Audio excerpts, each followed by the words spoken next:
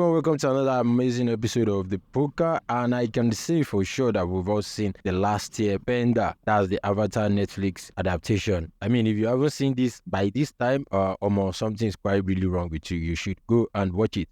It's gonna be talking a lot about the show. There are a lot of things to get into. There are some things that I like. There are some things that I might have had some issues with, and there are some other things that you might have missed as well. So we're gonna cover everything in this episode of the Pokka. There are quite some interesting things in the series that most people are probably gonna miss. Like I've said, we're going to cover all of that. Let me get into that in a bit. Before we go straight into that, kindly subscribe to the channel, click the notification bell just to get much more amazing content from the Pokka without wasting too much of your time. Let's get to the bending.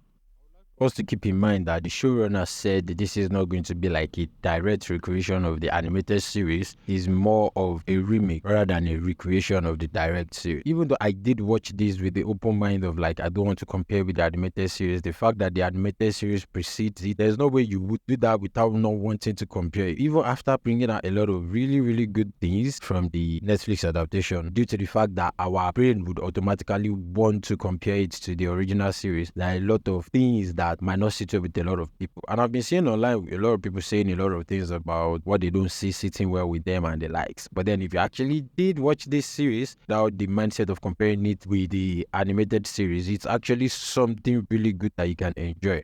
Physically involved in the massacre of the Airbenders was actually something that we are happy to see the Netflix adaptation did. Is removing some episodes that we can easily just wave off, or some storylines or some part of the story that we can actually just wave off from the original series, and them actually focusing on the actual plot point of the whole story of season 1. You know, from the first episode to the second episode to the third episode, it was progressing quite fast, because from first episode we were able to progress straight up to the Kyoshi warriors. Then from the second episode we were able to progress down to Omashu. Then from Omashu there was like this other one, that is the character of Aang himself. Aang showed the childishness most people were not sure we would get, but then it got so real after he left the Southern Air Temple and he accepted the fact that it's the Avatar, and he knows that he has a lot of responsibilities and the like. He is still a child, he still wants to have fun and all, but the fact that he's actually taking up this responsibility as the Avatar is something that I feel like in a real life set, it would be too much for a normal 12-year-old. A normal 12-year-old would most probably run away from such responsibility. And actually, if you look at it in the series, Korra was not allowed to take on the responsibility of being the Avatar until she was like 16 and the likes.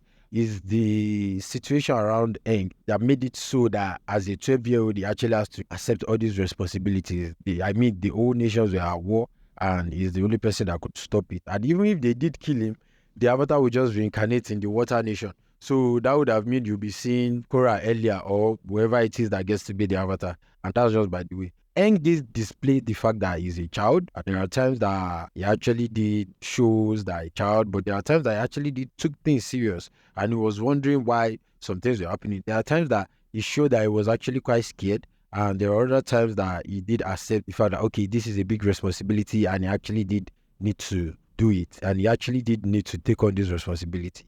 In my own opinion, I just feel like that is how things would have been if we are in an actual world where there is war and everything rests on the shoulders of a young boy. In this case, his name is Aang. Not sage wisdom, just that the dialogues are not in the way that it was said in the animated series. In the animated series, it was mostly slow and paced. But right here in the Netflix adaptation, the actor did do it in his own way. But then again, it was actually quite interesting. I can say for a fact that you would love General Iroh. I don't want to touch too much on Ozai's character, because I feel like I might need to see how Ozai turned out in the third season. Although we all know how he's going to turn out, but like I feel like I need to see more of Ozai before I can see some things. But what I've seen so far in this series, and the fact that they've shown us enough of Ozai, is actually quite good from what I've seen. Now, I'm not saying good like he's a good guy. I'm saying the character to talk about before I move on is King Bumi.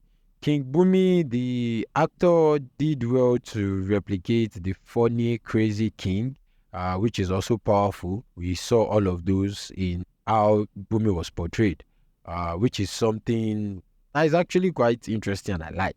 That's just that bite. Now I'm going to move into the part where I said even though we don't want to compare, we would still have to compare at a point, because our brain would do that normally. And comparing this might come with a lot of things wrong with the series so far. Kitara character is actually quite good. I won't lie, but I just have some teeny tiny bit issues with the Kitara character. The issue I have is just basically the fact that they force some sort of agenda on the character, and in the animated series, I think it was done way much more better than the way Netflix is trying to push it. Netflix is always agenda must always agenda. That is just by the way. And if you don't understand what I'm saying, Farabale, sit down, watch the Netflix adaptation compared to the animated series. I mean, it's a Netflix show. There are some things that are bound to happen, no matter how much you want to change it. Or anything other than that, I think the character is quite well. I might need to see more if we get other seasons. I might need to see the way Kitara was firm in the animated series, the way she was all talking about. I mean, this Netflix adaptation too was all about hope, but it wasn't as much as the way Kitara was.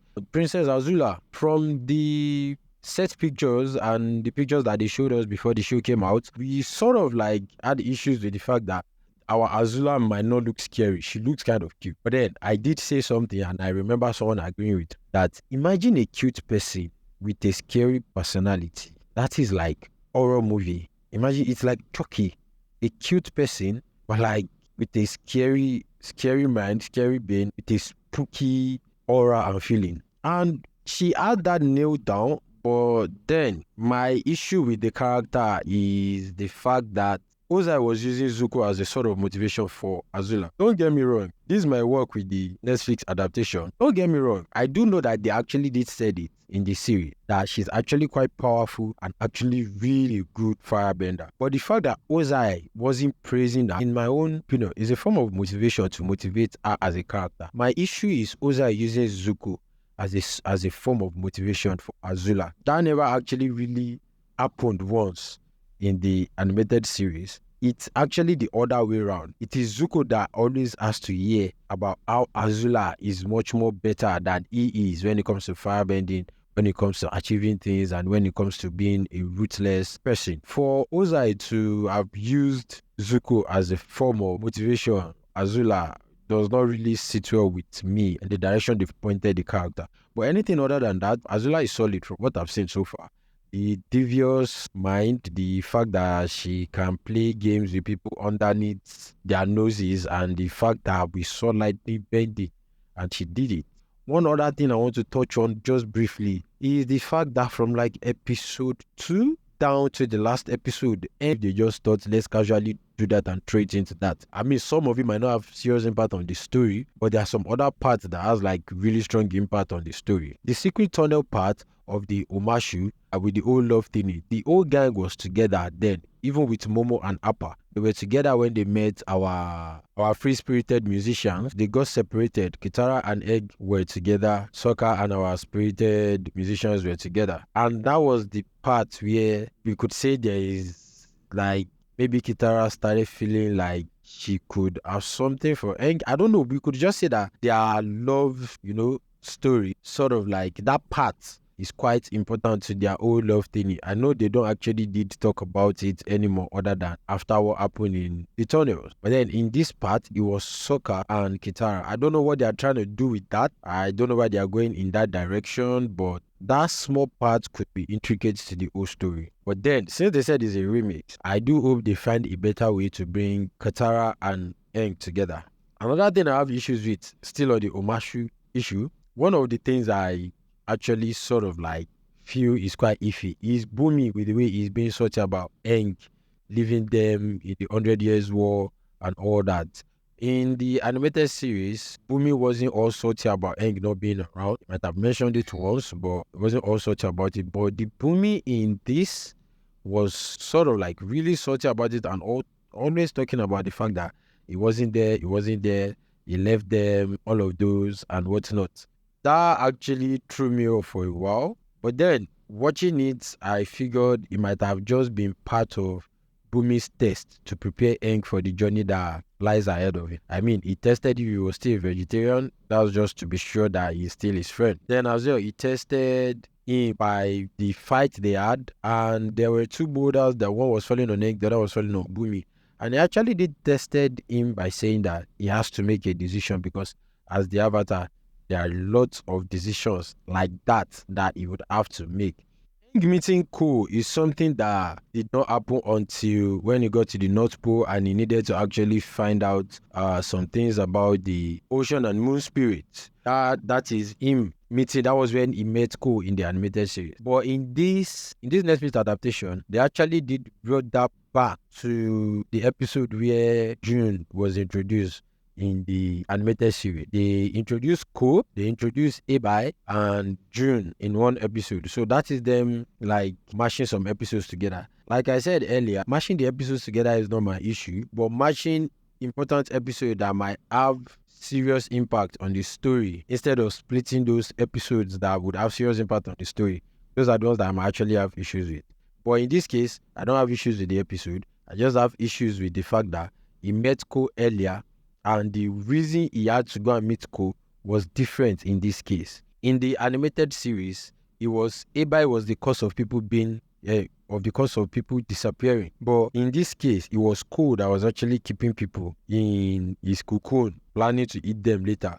Introduction of Washington as the spirit of knowledge without his library, and the fact that Kitara and Sokka could not hear what Washington was saying, and also the fact that they had to meet Washington in the spirit world. Those ones did not sit well with me. And the fact that Aang took Kitara and Sokka into the spirit world by mistake doesn't as well sit with me. That means that we might not get to see anything about the Great Library, which when I saw that episode, I was already thinking that if Washington is already here, how did Zhao get the screw to understand who and where the ocean spirit and the moon spirit, who they are and where they are? But they had issues with seeing Washington inside the spirit world and not in the physical realm where he's curating his library. Also, the fact that Princess Yue appears in the spirit world as a three-tailed fox. Is she supposed to be Naruto's grandchild? Who knows? I don't like the fact that seeing Princess Yue there in the spirit world being a three-tailed fox, and later seeing her at the Nope, and Sokka had the feeling that they've seen before, and all of those.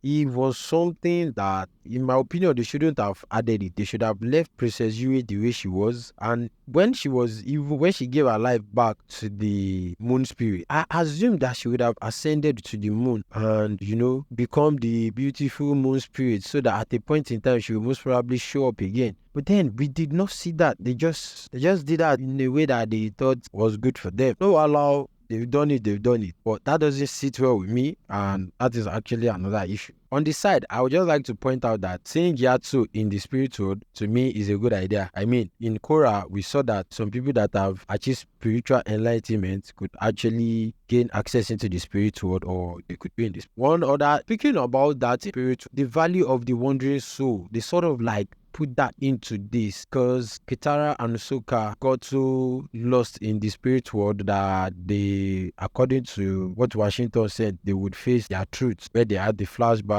and they saw all the things that they see. That was something that happened in Korra, and it's something that happens in the Valley of Lost Souls. The fact that we got to see first season of Avatar last year, but not even in Korra. Well, no problem that they even showed it here, but like, that is not how you gain access into the Valley of the Lost Soul, and that might actually be intricate to the story in the future.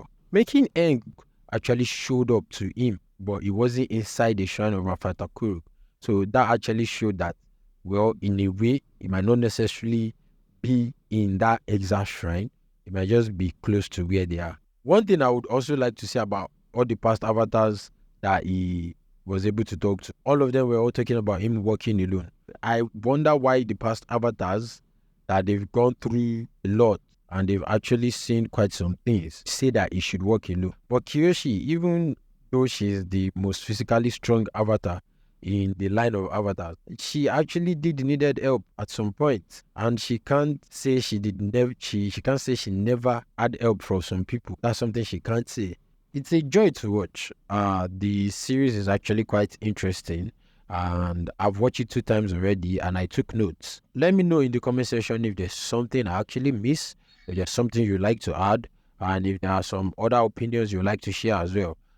Don't forget to subscribe, push the notification bell, so the next video you will be alerted that there is another form of awesomeness on the internet from us at the Pokka. Also, we are going to leave a link for the Discord channel. You'll be able to join us. You can have discussion with different people from different corners of quote unquote the globe. From all of us at the Pokka team, I'm saying peace out, and well, stay bending.